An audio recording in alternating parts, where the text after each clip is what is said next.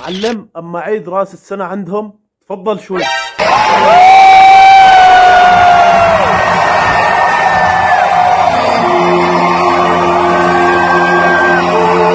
معلم مثل ما شفت بساطة هداوة، يعني شي بيفتح النفس، تحس حالك بعيد المعلم، بعيد الأم، بعيد الأضحى. اما عنا يا معلم تفضل شوف.